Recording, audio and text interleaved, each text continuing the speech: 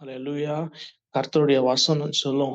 ஓசையா தீர்க்கதரிசி எழுதின புஸ்தகம் 14ஆம் அதிகாரம் 8ஆம் வசனத்தை நீங்க ஆங்கிலத்துல வாசிக்கும் பொழுது, இந்த வெர்ஷன் ஆஃப் NLT சொல்லும், I am the God. I am the one who answers your prayers and cares for you. Hallelujah. God is the one who answers your prayers. நல்லா தெரிஞ்சுக்கங்க, நாம் மனுஷருக்கு முன்பதாக போய் நின்று நாம் ஜெபிக்கவில்லை.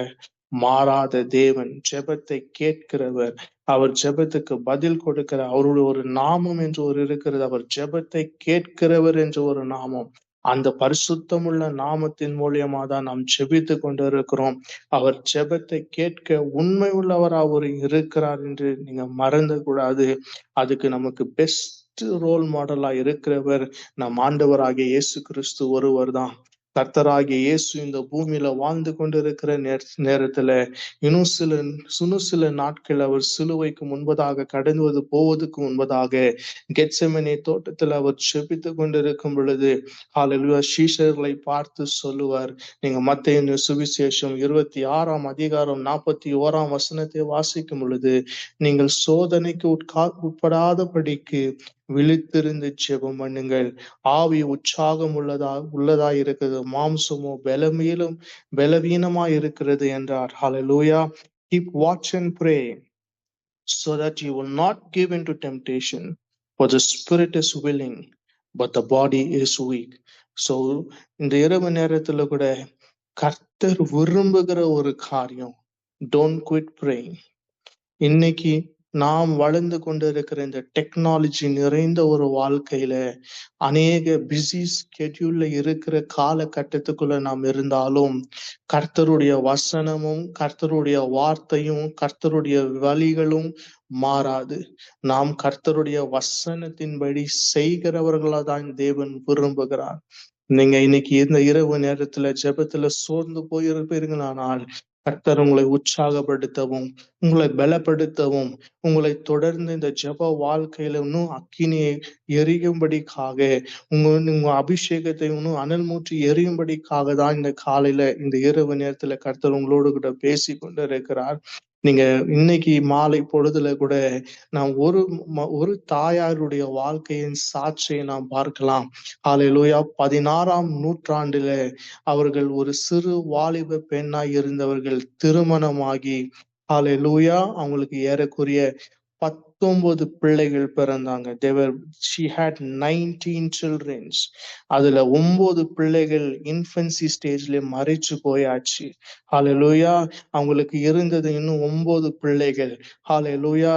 வருமானம் அந்த காலகட்டத்துல வருமானம் கிடையாது. அவங்களுடைய வாழ்க்கை ஒரு அநேக நேரத்துல ஹல்லேலூயா அவங்க வேலை செய்து அவங்க பிள்ளைகளுக்கு உணவு கொடுக்கிறது தான் அவங்களுடைய ஒரு அனுதின வாழ்க்கையா இருந்தது.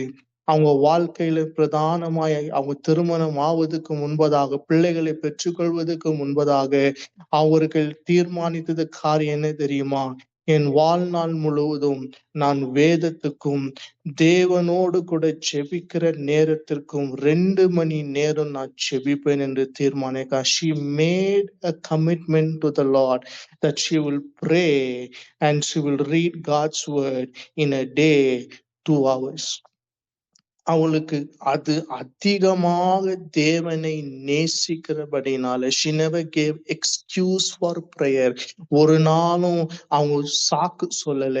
ஜெபிக்க கூடாதபடிக்கு தடை இருக்கிறது என்று சொல்ல, எனக்கு 9 பிள்ளைகள் இருக்கிறாங்க என்று சொல்லல, என்னுடைய சுச்சுவேஷன் இப்படி இருக்கிறதுன்னு சொல்ல, பைனான்சியலா நான் ரொம்ப டிபெண்டா இருக்கிறேன்னு சொல்லல. அவங்க செய்ததெல்லாம் ஒண்ணுதான், எனக்கு தேவன் ஒருவர் இருக்கிறார், அந்த தேவனை நோக்கி ஜெபிப்பதற்கு இந்த நேரத்தை நான் ஒதுக்கி இருக்கிறேன், அந்த நேரத்துல நான் போய் தேவனோடு கூட சஞ்சரிப்பேன் என்று ஒவ்வொரு நாளும் சஞ்சரித்து கொண்டிருந்த ஒரு தேவ மனுஷி. அவங்களுக்கு பேர் சூசான் வெஸ்லி என்று தேவ மனுஷனாய் தேவனால் கருவியாக எடுத்து பயன்படுத்த ஒரு பாத்திரமாய் இருந்தாங்க. அவங்க படித்ததெல்லாம் கொஞ்சம் தான். ஹalleluya.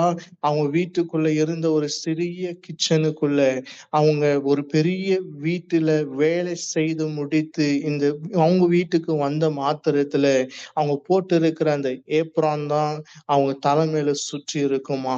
இங்கிலாந்து தேசத்துல 16ஆம் நூற்றாண்டுக்குள்ள இருந்த ஒரே ஒரு தாய் 9 பிள்ளைகளை அவர்களை நடத்தி ஜெப வாழ்க்கை என்பது என்னென்று கற்றுக் கொடுத்து அவருடைய வாழ்க்கையின் மாதிரியை விட்டு போனவர்கள் தான் அவர்.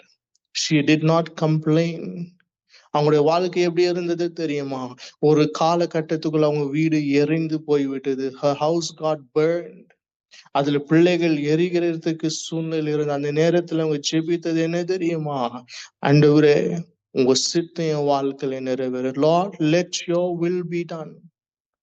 அவர் தேவ சித்தத்தை செய்கிறவர்களாக எல்லா சூழ்நிலையும் அவர்கள் ஜெபித்தவர்களாக இருந்தாங்க. அவங்க வாழ்க்கையில போய்கொண்டிருக்கிற பாடுகள், பிரச்சனைகள், போராட்டத்தின் மத்தியிலும் தேவனோடு கூட உறவாடுகிற உறவுல ஒரு நாளும் அவங்க பின்மாற்றத்துக்கு போகவே கிடையாது.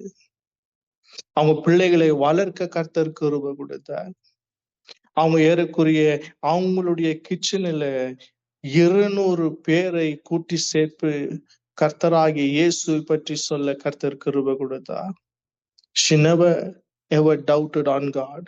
ஒரு நாளும் அவங்க பின்னோக்கி பார்க்கவே கிடையாது.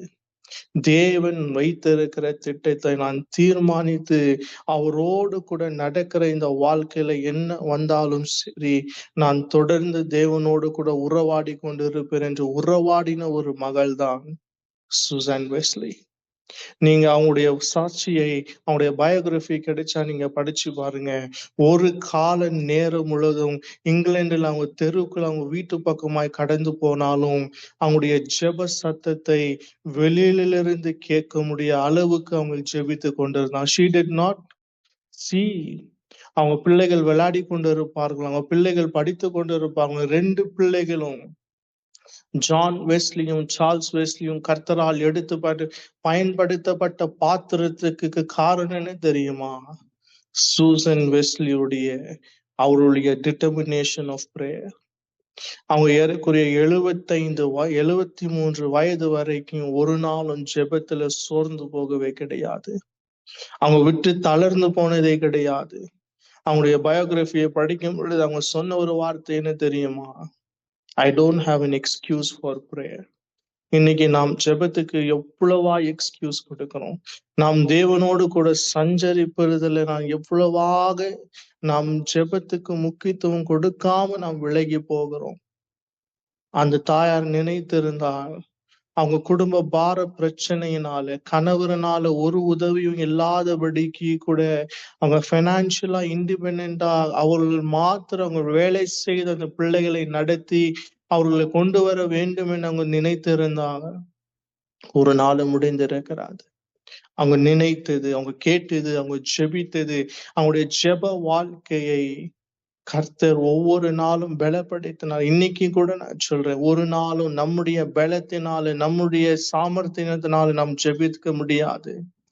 கர்த்தருடைய ஆவியானுடைய பலத்தினாலே அவங்க ஒவ்வொரு நாளும் ஜெபித்தாங்க. இன்னைக்கு இந்த சத்தத்தை கேட்டுக்கொண்டிருக்கிற அநேக தாய்மார்கள் இருக்கிறீங்க. உங்களுடைய பிள்ளைகளுடைய வாழ்க்கையை மாற வேண்டும் என்றால் அடுத்த சந்ததி தேவனை பிடித்து கொண்டு தேவனுக்காக வைராக்கியமாக எழும்ப வேண்டும் என்றால் இன்னைக்கு நீங்க செய்து கொண்டிருக்கிற உங்களுடைய ஜெபம் வீண் போகாது. 17ஆம் நூற்றாண்டுல அவங்க 16ஆம் நூற்றாண்டுல அவங்க 200 பேரு தான் ஆத்ம ஆதாயம் பண்ணி அவங்க வீட்டுக்குள்ள அந்த சிறிய கிச்சனுக்குள்ள செய்தியை சொல்லி அவர்கள் பாடலை பாடி சங்கீதத்தை வாசித்து தேவனோடு கூட உறவாடின ஒரு வாழ்க்கை 17ஆம் நூற்றாண்டுல ஏறக்குறைய 1000 கணக்கு there were millions of people who gave their lives through John Wesley. அவங்க காலமாகி போனது. 73 வயது வரும் பொழுது ஜான் வெஸ்லி போய் அவளிடத்துல அவங்க இன்னும் சில நிமிஷங்கள்ல அவங்க கர்த்தருக்குள்ள நித்திரையடைய போறாங்க. அவங்க கேட்கிறாராம், அவங்க ஜெப வாழ்க்கையை நீங்க நிறுத்திட்டீங்களா? அந்த தாயார் அழகாக பதில் சொன்னாங்களாம், இனிமேல் தான் உண்மையான ஜெபம், உண்மையான ஆராதனை என் தேவனோடு கூட நேருக்கு நேராய் நான் அவருடைய சமூகத்துக்கு போய் நின்று ஆராதிக்க போகிறேன் என்று. Prayer does not quit. Prayer is just an end in our earthly life. The real life is in heaven. அப்ப கடைசி மூச்சு இருக்கிற வரைக்கும் நாம் ஜெபிப்பதற்கு ஒரு மாதிரியாக, ஒரு மாடலாக தான் சூசன் வெஸ்லி இருந்தாங்க. ஆண்டவராகிய இயேசு இந்த பூமியில நமக்கு அதே மாதிரியே தான் வைத்திருக்கிறார். அவர் கெத்செமனேக்கு போவதற்கு முன்பதாக இன்னும் சில நிமிஷம் பாடுகளை அனுபவிக்க வேண்டும், வேதனையை அனுபவிக்க வேண்டும். அவர்களை அவமானப்படுத்த போகிறார்கள், அவர்களை அடிக்க போகிறார்கள், சாட்டினால வீச போகிறார்கள், ரோமர்களால் அவருக்கு கொடுமை உண்டாக போகிறது எல்லாம் தெரிந்தும் அவர் பிதாவை பார்த்து கேட்ட ஒரே ஒரு காரியம், அப்பா இந்த பாத்திரம் என்னை விட்டு விலக்க கூடுமானால் என்னை விலக்குங்க, ஆனா என்னுடைய சித்தம் அல்ல, உம்முடைய சித்தமாக கெடுவது. இன்னைக்கு அவருடைய சித்தத்தை செய்வதற்கு நாம் எவ்வளவு தீவிரத்து இருக்கிறோம். How much are we determined to do the God's will in our life? தேவ சித்தம் என்று ஒரு இருக்கிறது. அந்த சித்தத்தை நிறைவேற்றதான் தேவன் தீவிரித்து கொண்டிருக்கிறார். அவர் பார்த்து கொண்டிருக்கிறது, எதிர்பார்த்து கொண்டிருக்கிறது, தேடுகிறது ஒரே ஒண்ணுதான், என்னோடு கூட பேச வேண்டும் என்று, என்னோடு கூட உறவாட வேண்டும் என்று, என்னோடு கூட இருக்க வேண்டும், அவருடைய கரத்துல பாத்திரங்களா இருந்து வணைந்து கொள்ள வேண்டும் என்றுதான் தேவன் உங்களையும் என்னையும் தேடி கொண்டிருக்கிறார். அன்னைக்கு 16ஆம் நூற்றாண்டு there was one woman. இன்னைக்கு அநேக பேர் இருக்கிறோம். நம்முடைய வாழ்க்கையும் அவருடைய கரத்துக்குள்ள ஒப்பு கொடுக்கும் பொழுது God is able. அவர் இன்னைக்கும் செய்ய உண்மை உள்ளவராயிருக்கிறார். நாம் இந்த வாழ்க்கை வாழ்ந்து கொண்டிருக்கிறது டெம்பரரியான ஒரு வாழ்க்கை. இந்த வாழ்க்கை முடிந்த பின்பு நித்தியத்துக்குள்ள கடந்து போகும் பொழுது தேவன் நமக்கு முன்பதாக ஒரு சாட்சி கொடுக்க வேண்டும்.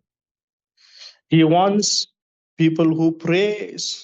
ஜெபிக்கிறதற்காக ஜெப வீராங்கனைகளை தேடிக்கொண்டிருக்கிறார். ஜெபிக்கிற மனிதர்களை அவர் தேடிக்கொண்டிருக்கிறார். He earnestly seeks.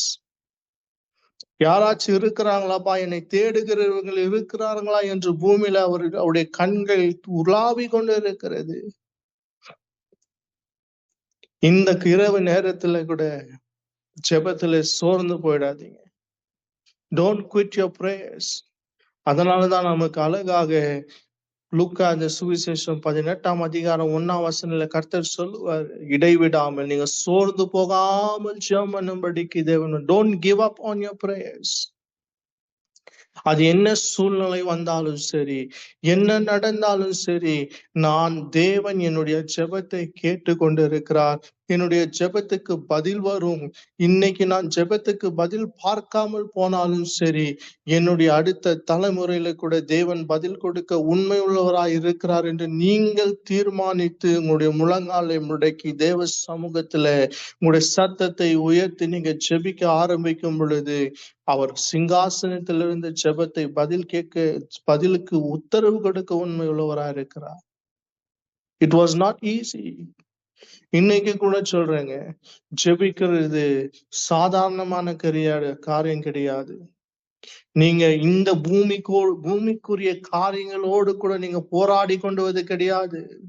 நீங்கள் முழங்கால் படியிட்டு ஒவ்வொரு நாளும் நீங்க கரங்களை உயர்த்தி நீங்க ஜெபிக்க ஆரம்பிக்கும் பொழுது நீங்க எபேசியர் 6ஆம் அதிகாரம் 10ஆம் வசனத்துல தொடங்கி நீங்க கீழே இருக்கிற வசனத்தை பார்க்கும் பொழுது 12ஆம் வசனத்தை சொல்லும், ஏனெனில் மாம்சத்தோடு இரத்தத்தோடும் அல்ல, துரைத்தனங்களோடும் அதிகாரங்களோடும் இப்பிரபஞ்சத்தில் இருக்கிற அந்தகார லோகாதிபதி வான மண்டலத்தில் உள்ள பொல்லாத ஆவியின் சேனைகளோட நமக்கு போராட்டம் உண்டு. You are fighting against them. There is a war. There is a constant war happening. உங்களை ஜெபிக்க விடாதபடிக்கு அநேக காரியங்கள் எழும்பும். There are many forces that is fighting against you. But God will help you. அதனால்தான் 10ஆம் வசனம் சொன்ன, கடைசியாக என் சகோதரே கர்த்தரிலும் அவருடைய சத்துவத்தின் வல்லமையிலும் பலப்படுங்கள். நீங்க பலப்பட வேண்டும். பரிசுத்த ஆவியானவரால் பலப்பட வேண்டும். கர்த்தரிலும் அவர் சத்துவத்தில் பலப்படும் பொழுது கர்த்தர் உங்களுக்கு ஒவ்வொரு நாளும் ஜெபிக்க கிருபை கொடுப்பார். அதிகாலை எழும்ப கிருபை கொடுப்பாரு. தேவ சமூகத்தை தேடுவதற்கு கிருபை கொடுப்பாரு. நீங்க தேவனோடு கூட உறவாடுவதற்கு உங்க பலத்தினால சார்ந்து கொள்ளாதீங்க. We can never pray in this flesh. மாம்சம் ஒரு நாளும் ஒத்துக்காது. மாம்சமும் ஆவியும் எப்பொழுதும் போராடி கொண்டிருக்கிற காரியமா இருக்கிறது. அதனால்தான் செக்கரியா 4ஆம் அதிகாரம் 6ஆம் வசனம் சொல்லும், செருபாவேலே உனக்கு சொல்லப்படுகிற காரியம் கர்த்தருடைய வார்த்தை என்றால் பலத்தினாலும் அல்ல, பராக்கிரத்தினாலும் அல்ல, என்னுடைய ஆவியினாலே ஆகும் என்று சேனைகளின் கர்த்தர் சொல்லுகிறார். அப்ப கர்த்தருடைய ஆவியானவர் நம்மை பலப்படுத்துகிறார். ஒவ்வொரு நாளும் நம்மை பலப்படுத்துகிறார். அவர்தான் காலையில நம்மை எழுப்புகிறார். அதிகாலையில தேட வேண்டும் என்ற அந்த கிருபையை கொடுக்கிறார். நம் மாம்சத்துக்குரிய காரியத்தை விட்டு விட்டு ஆவியானவரோடு கூட நடந்தால் நீங்க போக வேண்டிய காரியம், பரலோகத்தில் இருக்கிற தேவன் உங்களுக்கு முன்பதாக ஒரு பெரிய கிரீடத்தை வைத்திருப்பார். நீதி உள்ள கிரீடத்தை வைத்திருப்பார். இந்த பூமியில என்ன டைட்டில வைத்து கொண்டிருக்கிறோம் என்ற காரியம் அல்ல. சிங்காசனத்துக்கு முன்பதாக நம்முடைய ராஜாதி ராஜாவும் கர்த்தாதி கர்த்தரும் இந்த ஓட்டத்தை முடித்து பரலோகத்தில் உங்களை கூப்பிடும் பொழுது உங்களை பார்த்து சொல்லுவார், வெல் டன். பூமியில இருக்கும் பொழுது நீ என்னோடு கூட பேசின, என்னோடு கூட உறவாடின, என்னோடு கூட நடந்த, என் வார்த்தையின்படி செஞ்ச, உன் பிள்ளைகளை உன் வார்த்தையின்படி நடத்தின, உன் குடும்பத்தை ஸ்தாபித்த, எனக்காக ஒரு ஆலயத்தை கட்டின, ஒரு பலிபீடம் செப்பனிக்கப்பட்டது, நான் உன்னோடு கூட உறவாடினேன். இப்பொழுது என்னோடு கூட நித்தியத்துக்குள்ளவா? Are we living that legacy? ஆராய்ந்து பார்த்து கொள்ள வேண்டும். What are we giving to our children? நம்முடைய பிள்ளைகளுக்கு என்ன கொடுத்திருக்கிறோம்? சூசன் வெஸ்லியுடைய வாழ்க்கையுடைய 9 பிள்ளைகளும் நடத்தும் பொழுது there was no entertainment. அவங்க என்டர்டெயின்மெண்ட்டுக்கு இடமே கிடையாது.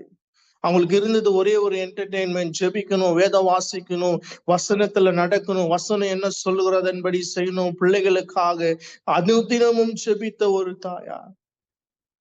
அவங்களுடைய வாழ்க்கையினுடைய கனி, அவங்களோட வாழ்க்கையினுடைய வித்து.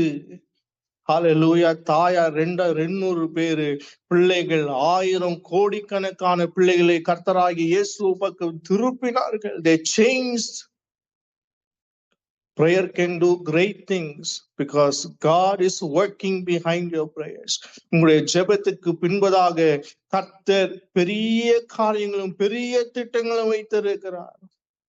உங்களுடைய ஜெப வாழ்க்கையை ஒரு நாளும் சாதாரணமாய் நினைச்சிடாதீங்க. உங்களுடைய ஜெப நேரத்தை ஒரு நாளும் குறைத்து கொள்ளாதீங்க. கோ ஜெபம் பண்ணுங்க, ஜெபித்து கொண்டே இருங்க. ஜெபத்துக்கு பதில் வரைக்கும் காத்திருங்க. ஜெபத்துக்கு பதில் கொடுக்கிறவர் உண்மை உள்ளவர்.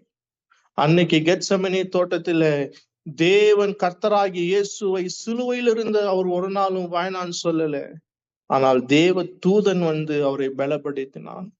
The Bible records the angel of the Lord came and strengthened Lord Jesus to fulfill the calling, the will of the Father. உங்களுடைய பரலோகத்தில் இருக்கிற தகப்பன் பிதாவுடைய சித்தத்தை செய்வது உங்களுடைய போஜனமாய் மாறட்டும். Thank you Lord. இந்த இரவு நேரத்துல விட்டு கொடுப்பீங்களா? அவருடைய கரத்துக்குள்ள விட்டு கொடுத்த ஆண்டவரே, தொடர்ந்து உங்க சித்தத்தை இந்த பூமியில செய்வதும், ஜெபத்தின் மூலியமாக மார்க்கத்தை உண்டு பண்ணி கொடுத்த அந்த ஒரே ஒரு காரியத்தை பிடித்து கொண்டு கடைசி வரைக்கும் ஆண்டவரே இந்த ஓட்டத்தை ஓடுவேன் என்று ஒப்பு கொடுப்பீங்களா?